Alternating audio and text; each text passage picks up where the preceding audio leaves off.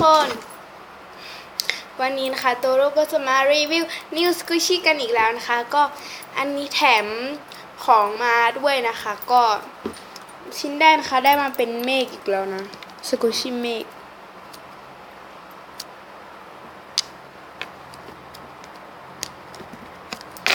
แล้วก็จะเอาไปใส่กับพี่ๆของมันนะคะอันนี้ได้มาเมื่อวานนะอันใหญ่ๆทั้งหมดเนี่ยแต่อันนี้มันเป็นเศษตกค้างนะคะเพื่อนเราแอดไลน์มาเพื่อนเราไลน์มาต้องรีบตอบสักหน่อยเดี๋ยวเพื่อนด่าแป๊บหนึ่งนะคะเราจะทำคลิปแป๊บหนึ่งนะคะแล้วก็อันนี้นะคะคือมีคนให้มานะคะเขาบอกว่าให้ก็ไม่รู้ว่าเขาคือใครนะคะก็ประมาณนั้นแหละเป็นรูปแมวนะเป็นทิชชู่หอมเพิ่งสังเกตว่ามันหอมเป็นรูปแมวนะคะอันนี้ถ้าใครอยากให้ตัวรีวิวแยกก็คอมเมนต์มาเลยนะคะนี่นะหอมมากเพื่อนเดี๋ยวจะเอาไว้ใช้นะคะต่อไปนะคะมาถึงสกูชี่กันแล้วนะคะสกูชี่แบบไม่ใช่เศษๆนะชิ้นแรกก็จะเป็นแคทนะคะเป็น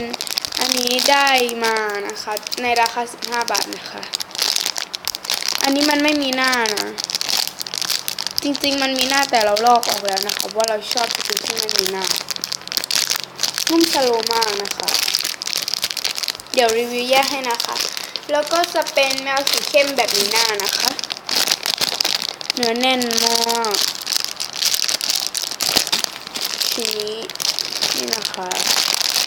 ต่อไปนะคะอันนี้ซื้อจากร้านป้าสีอีกแล้วนะคะเพราะว่าร้านป้าสีนี่เขาคือแบบสกูชี่เนื้อดีมากนะก็จะเป็นท่าเป็นนี่เลยนะคะเป็นบันแบบหน้าแบบนี้นะคะงานเนียบมากแล้วก็นุ่มสโลมากนะมีแบบบีบมันมากๆเลยนะคะค่ะก็สำหรับคลิปนี้แล้วกันนะคะอย่าลืมกดไลค์แชร์กด subscribe คอมเมนต์ก็อย่าดีดไลค์นะถ้าเพื่อนๆอยากให้ตัวเรารีวิวสกูชี่ชิ้นไหนหรืออยากให้รีวิวอะไรก็คอมเมนต์เลยนะ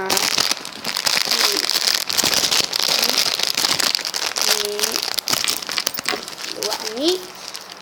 ก็ขอบคุณคนที่ให้อันนี้มามากๆเลยนะคะอันนี้เราก็ไม่รู้จักนะว่าเขาคือใครคือมันเป็นคนที่เราไม่รู้จักแล้วก็ลืมหน้าตาไปแล้วด้วยนะคะ